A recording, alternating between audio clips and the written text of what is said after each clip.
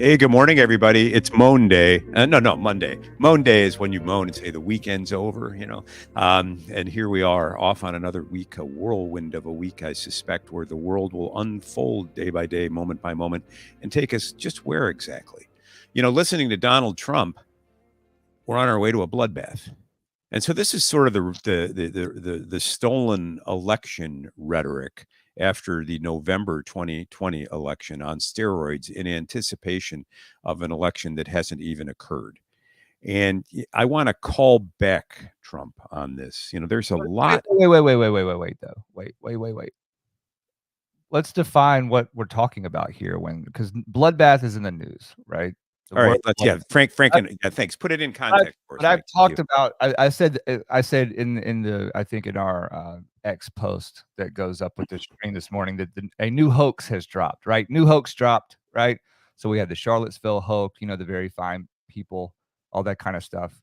The media is marked by these moments where they'll take stuff that occurs and they'll grab tiny sound bites and pull it out of context.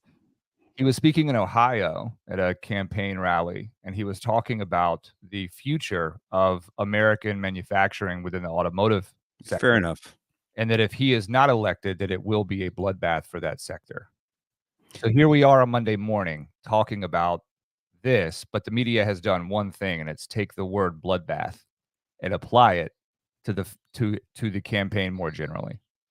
Fair enough, and I get that. And so metaphors describe are things that are words that develop in one context and then can be used to explain another. And so in the context of international and foreign trade, keeping products from flowing in or out of a country can lead to repercussions from others, and that can be severely economically dislocating.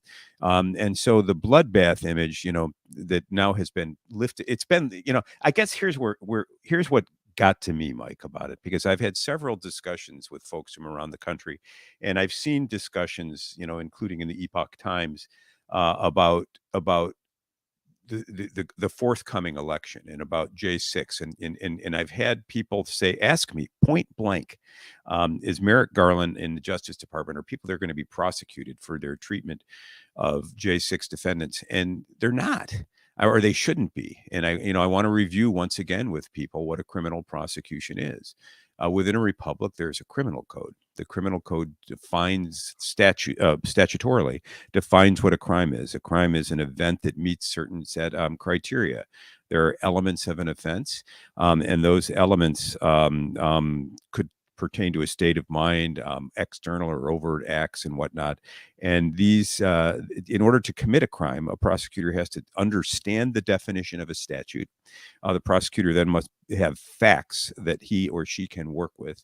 And a good one will look at facts that are admissible in a court of law, not just hearsay, let's say, or speculation, but facts that are capable of being ascertained by means of discernible standards. The prosecutor will take those concepts of the crime, those facts, and decide then whether to prosecute using an act of judgment or prosecutorial discretion. If they think the conduct satisfies the element of a crime, then it'll go to a grand jury and ask for in a federal context and ask for an indictment. If the grand jury indicts, that's because it believes there's probable cause or good reason to believe a crime has occurred. And then off you go to the criminal justice process, where the defendants can attack the indictment. And if they can't get the case dismissed, the case goes to trial, where a jury determines whether the prosecution has proven beyond a reasonable doubt that a crime occurred.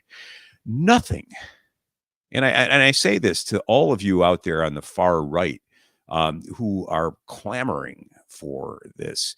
Nothing in the record that I have seen in any of the J6 cases suggests that there's any justification to even fantasize in some sort of masturbatory hallucination about prosecuting Merrick Garland. I don't like Merrick Garland. I've said before on this broadcast that I think he should be impeached.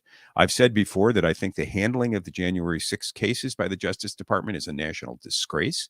I've said before, and I believe that that event was an episodic moment that reflected a broader crisis in our society. I've said before, and I believe that many of the individuals who participated in that were guilty of no more than believing the commander-in-chief, and whatever his role was in inspiring or inciting that has yet fully to be determined. Certainly the House J6 committee report put a very charitable gloss for those who are Trump haters on events.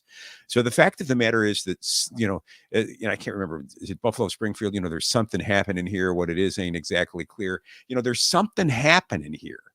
What it is ain't exactly clear. But what we know in terms of what we can observe is that people appeared at the Capitol on January 6th. They appeared at the Capitol and something broke, something snapped. And then at a minimum, there was a riot.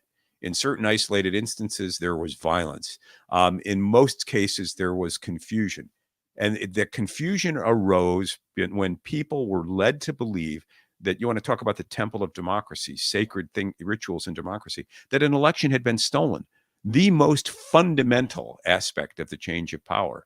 And so on the right, people will say, well, the election was stolen and therefore this was justified. And therefore anybody who messes with it is reacting to that. And they're trying to cover up the fact that the elections were stolen and it's going to happen again. And, look out, there could be a bloodbath next time. This is where I'm critical of Trump. On the left, somehow people gratuitously decided perhaps that the president's urging to attack the temple of democracy. It's all that and more. It's both and neither. And what I mean to say by that is there is a restlessness in the land. A good friend of mine has a brother who's very MAGA. And we had dinner the other night celebrating somebody's birthday and, Trump this and, MAGA, blah, blah, blah. And we were talking about him the other night, friends and I, and asked whether he really believes everything he says and what the function of the rhetoric that he uttered was in his life. And it's not clear to me what function all of this rhetoric serves. But what is abundantly clear is that the speaker, a man in his late 50s, loves his granddaughter, loves his daughter, is a reliable friend in a storm.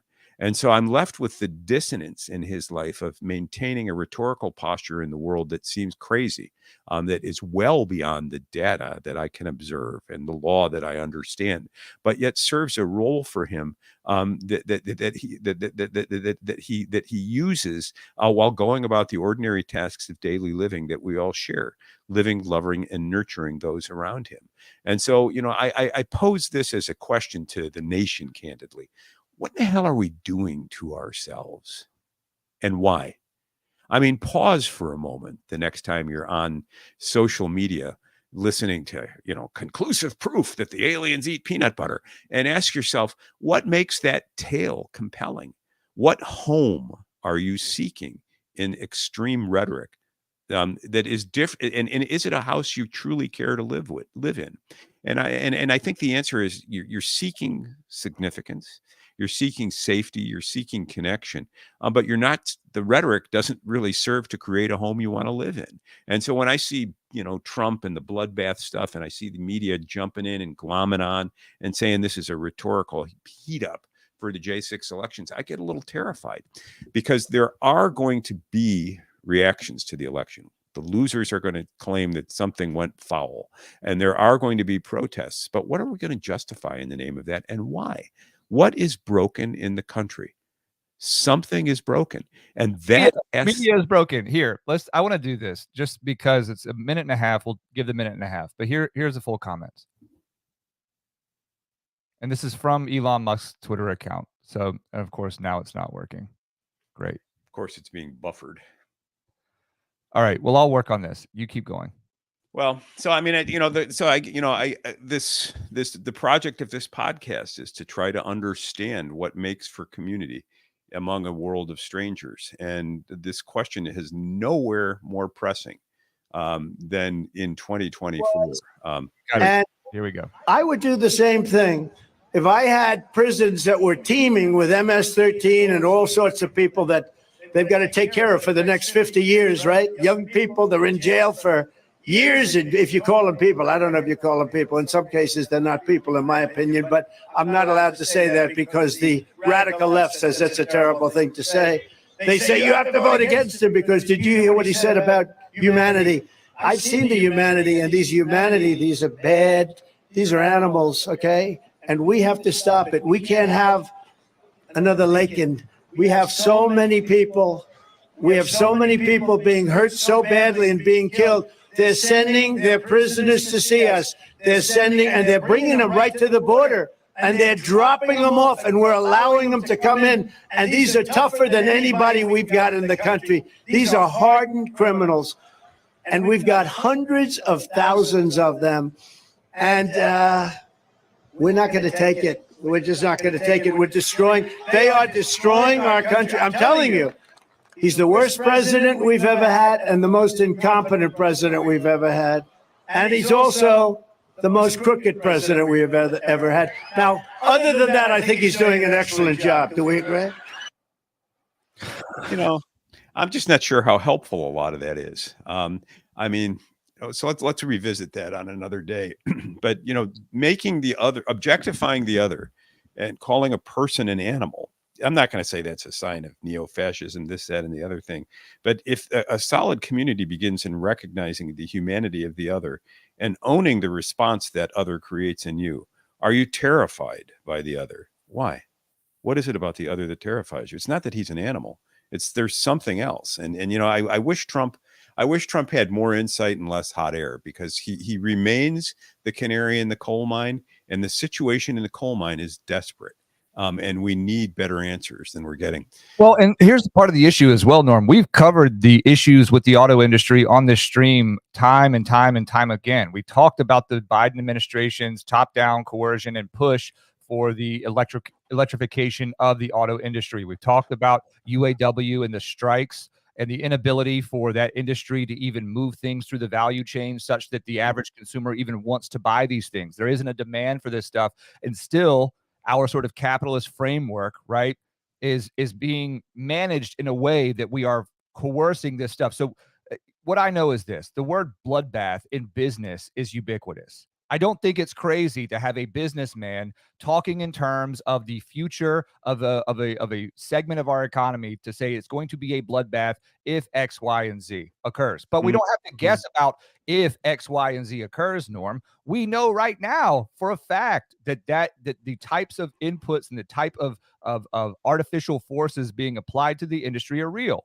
Right. And there is going to be a bloodbath for manufacturers in the United States in much the same way there's going to be a bloodbath for Boeing if these issues that seem to just keep cropping up coincidentally all within the same time frame start to give way to the Chinese competitor in manufacturing for the same type of plane. Right. It is going to be a bloodbath for the American manufacturing segment of aviation if Boeing doesn't get its shit together. And the question is, why are these things so easy to point out, and why do we care so much about them? And yet there's no impetus on the other side, or if we say the other side, among our elected betters to shore that up. Why is there just sort of this collective resonance around that from the elected part of our Congress just to, I don't know, whatever, right? I don't get that, right? Young people are actually really, really critical of this and cynical about it. And I'm one of these people. We watched Obama give the biggest bank bailout in the history of the country, right? After he said that he was not going to do that. Bailed out the auto industry as well, right? Propped everything up. And we are in a post-Obama era with respect to these things, except for the fact that we don't have to watch China abide by the same sort of ESG and social governance standards that the UN is content to foist upon our American workers. Right. And we have to listen to the same people in Europe say that China's economy is still developing. Therefore, they don't have the same sort of responsibilities to the future of the environment and the things that the entire political left in the establishment in America seems hell-bent to make sure that we honor. Right.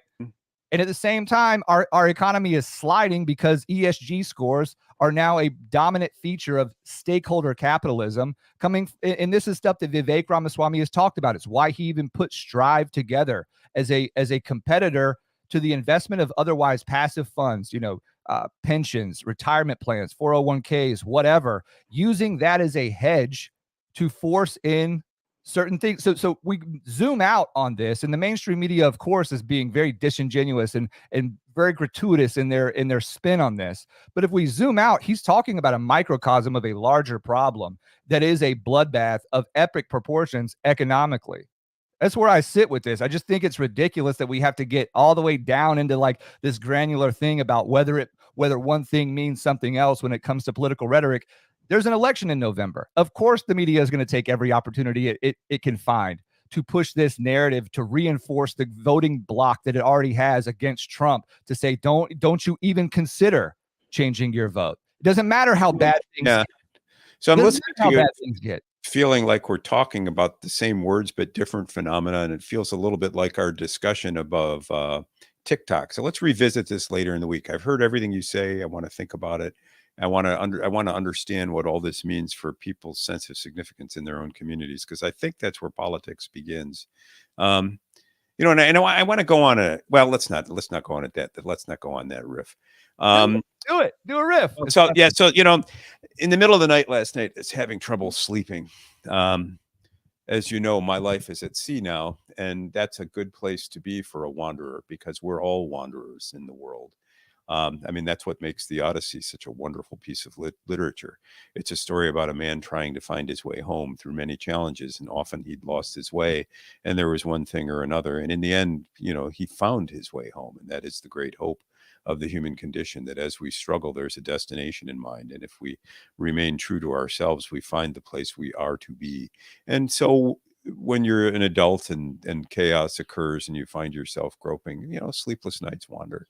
And so I was thinking about the world and my place in it, and thinking about the podcast and its place in the world. I was thinking about this moment in our history and thinking about our place in the world. And I was thinking about the broader, grander ideas that unite us and that we rely on in the dark of night. And I thought, in terms of politics, my not that I care about political things, who's log rolling, what vote, what bill is going to pass, whether we should have a balanced budget or not.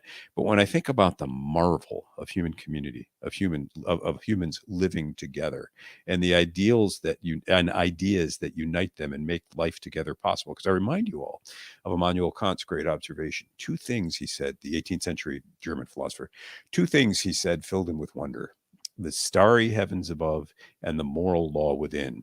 And I'd say a thing, in other words, you look out at the universe and here we are, this speck amid infinity, and wow, yet here I am with the ability to comprehend it and with a sense of reverence and awe. And then you look within, and you've got a sense of right, you've got a sense of wrong, you have a sense of your own character that you inhabit from time and are more or less aware of from time to time. And it too is a marvel. Well, a third thing is marvelous, and that is the fact of human cooperation. I've said this before, but if you were, you're aware of that round picture of the Earth floating in space. Suppose you're approaching that slowly from outer space in a vehicle, and as you get closer and closer to Earth, you see that there's a hive of activity, and then you see that there's hives concentrated in certain areas. As the map and the globe have been divided into things, we now have states, we have communities, we have societies, we have families, we have clans.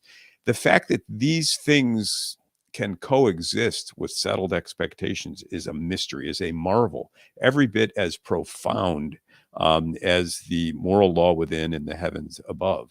And the profundity of all of that is what makes political philosophy possible. The need to manage working together in the world is where grand ideas come from. So 16th century, 17th century, an organizing principle in Western Europe was the divine right of kings and absolute power, given from God.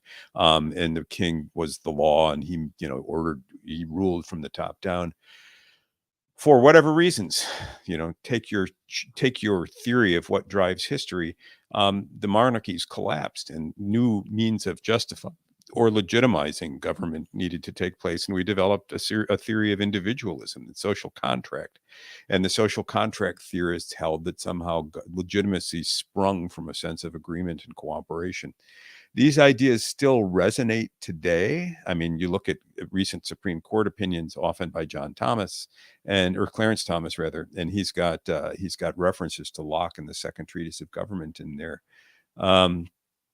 I wonder sometimes, though, whether classic liberalism and individualism and libertarianism has outrun its coverage, so to speak, is out over its skis, and that we're now coming to a moment in our intellectual history where we need a new organizing myth.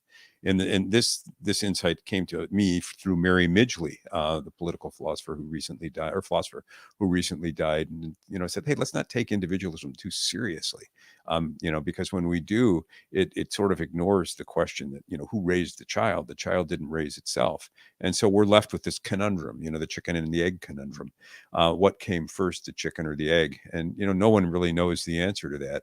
So I think that today, as we talk about MAGA, making America great, we talk about DEI, whatever it is we're trying to build, whatever the driving forces of our politics are, they don't seem, in my opinion, to fully capture the moment. We're not obvious. I mean, I know that some of our listeners are talking about divine right of kings and saying, we need to have a Christian monarchy. I'm aware of you, Imperius, and I honor your commitment to this page and your contributions. I have libertarian instincts, and I want to say the purpose of, government is a necessary evil, and it's designed to serve the individual. And hence the Bill of Rights protects individuals against overreaching on the part of state and or federal government. But then when I look at the dissonance in the world that we have today, and I see the conflicting and clashing and often violent rhetoric that refuses to recognize what we have in common, I feel that somehow we've detached ourselves from our moorings. And I don't know, like Odysseus, how we find our way home from that. And I think the 2024 election is a sort of Homeric election in that way. We're lost. We're struggling toward a sense of home. Our rhetoric doesn't fully serve. The left characterizes the right caricaturizes the right characterizes the left. And we are ignorant armies clashing at night over a violent struggle violently, as it were, to determine where we should go as a people. And I crave the candidate with vision. I crave the candidate who can come up out of the ashes of this mess and say, we are a people united by, and that's where it gets difficult. So we'll continue to explore this theme. Mike, I'm sorry about the riff, but in the middle of the night, I thought that needed saying, and you gave me permission to say it. So Yeah, no, I love that. I don't want us to put content into the world that doesn't reflect each of what we're thinking about. I think that the criticism of me is likely something to the effect of, you're not just listening or you're biased in Trump's favor, et cetera.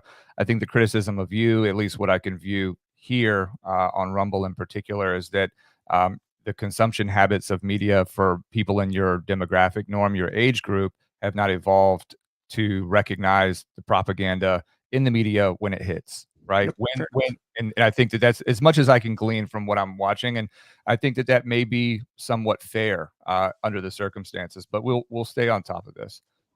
Fair enough. So let's pivot to something else. It turns out we were right. Law and Legitimacy was right. First of all, go pack, baby. Go pack, baby.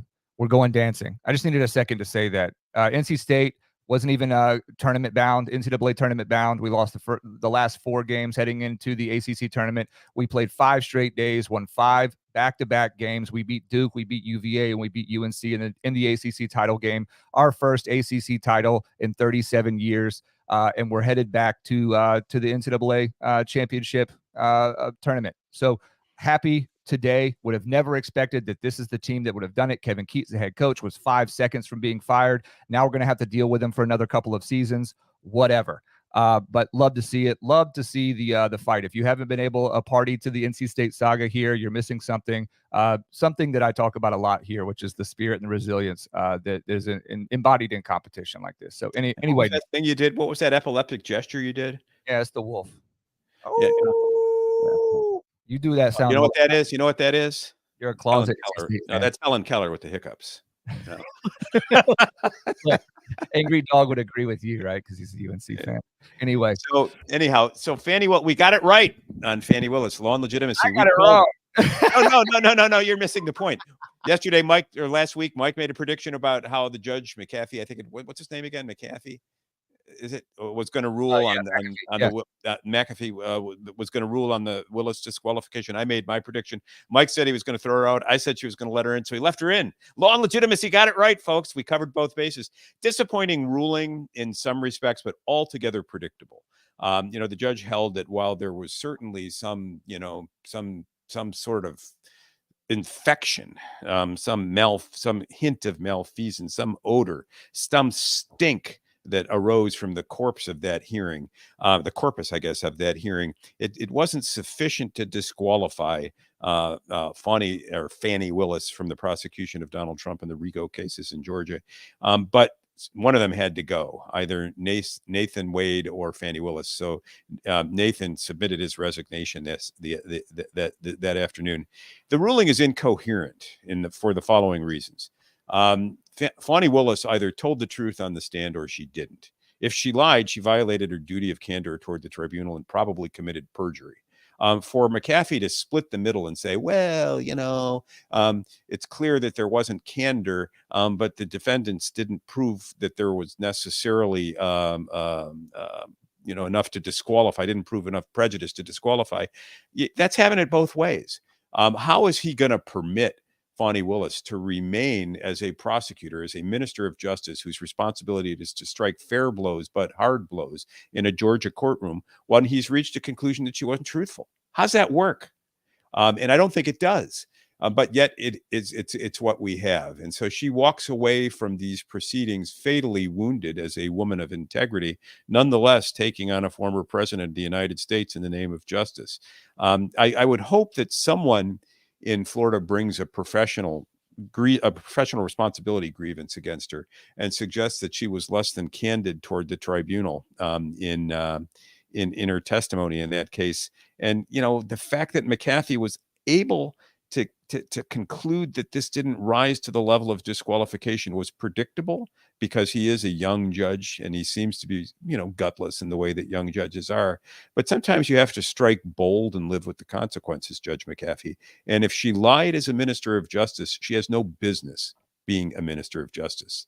The prosecutor's role, every lawyer under the rules of professional conduct has a rule to be a zealous advocate for their client. They have a duty to correspondingly of candor toward the tribunal, and they have a duty of fairness to third parties.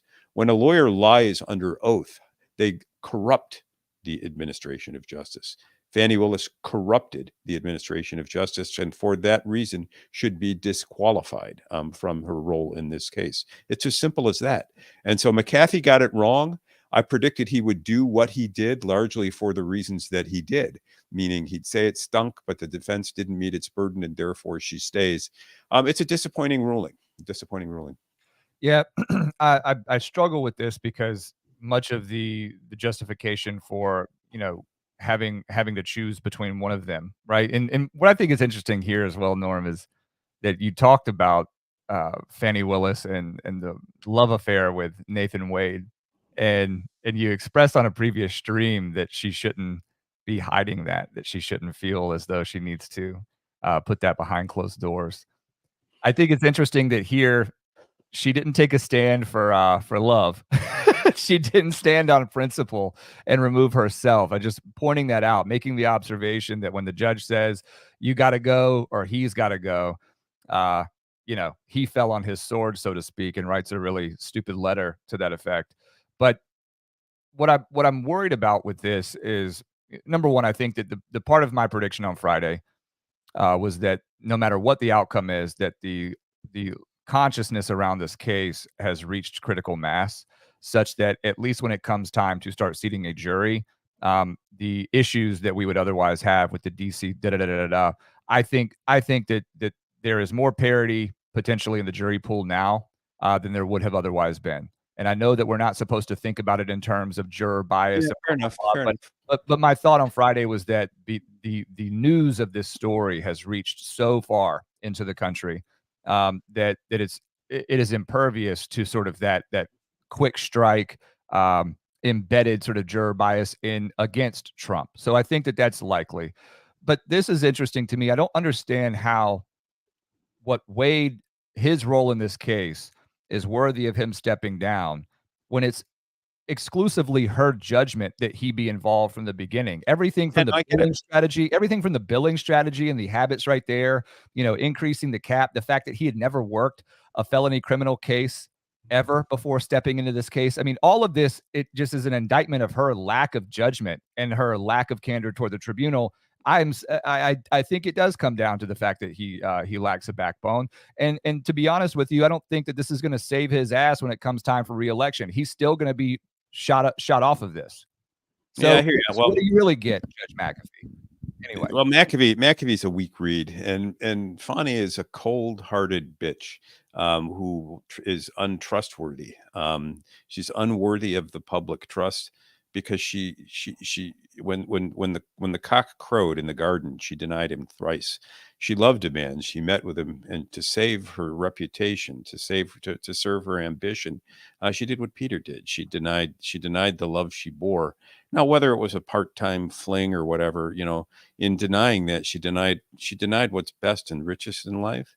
And she became, in my view, a cold, calculating woman who is never to be trusted. Hey, says so much for never emasculating a black man. Fair touche. Yeah. Hey, so lots of comments today. I guess it's a moaning Monday after all. But look, we're going to have to wrap it up. It's getting tomorrow. Let's talk about the roommates you take, and true crime, because I think most people don't understand what really goes on in a criminal defense lawyer's office, the sort of dark passions and the sheer chaos that inspires the souls of some people, and how they unfold into a drama that the courts are expected to resolve. Put another way, Oliver Wendell Holmes once said that people bargain in the law's shadows. Holmes never practiced in the modern criminal defense lawyer's office. The shadows that create legal controversies often come from within the clients, and it's a lawyer's job not to be engulfed, swamped by them, and to shed such light as he or she can. So, Mike, let's remember the cat story tomorrow. Hey, if you're in Connecticut, I want you to stay up late Thursday night and turn out at 10 o'clock at night. 10 o'clock, Rhode Island, Massachusetts. That's a late night. It's at the Mohegan Suns. I'll be performing stand-up comedy with a group of other, all of us amateur or semi-professional stand-up comics trying to work our way into New York. I'll be part of a competition. The winner, I guess it's a multi-round competition. The winner gets an invitation to perform in New York, much coveted for those of us who play at stand-up. I promise to keep my pants on. I don't promise not to drop the N-word. Last time I was in a competition, I got to the finals and I took some risks that blew up the internet and led some people to call for my law license. Stand online, but come out Thursday night to Mohegan Sun at 10 o'clock and show me some love. Well, if you're not dropping your pants, I'm not coming. So, there's a double entendre in there that I'm not going to touch even with a medical glove on. Hey, folks, thanks for listening to Law and Legitimacy. We'll be back tomorrow, God's willing. Mike, how do people find us? Every day here, Monday through Friday, 8 a.m. Eastern time on YouTube, on Rumble, and on X at LawPod Daily. You can also find the audio-only versions of the podcast uploaded directly after the stream on Spotify, Apple Podcasts, Google Play, Audible, Overcast, wherever you find premium podcasts. Dawn really wants us to have a Law and Legitimacy NCAA bracket contest, so I think that might be. That's a great idea. That's a great idea. Look into that this week. I expect Jackson Barrett to be involved with that. Bracketology, folks. It's basketball time. Let's follow the hoops. But I tell you, whatever happens this basketball season, I'm not going to say, Helen Keller, what are you talking about, dear? Anyway, we'll see what happens. Norm, AMF Yo-Yo to everybody on Rumble, on YouTube, on X. Thank you for being here. We'll be back tomorrow morning, 8 a.m. We'll talk about dead people and cats. Thanks. See you tomorrow. Bye, Norm.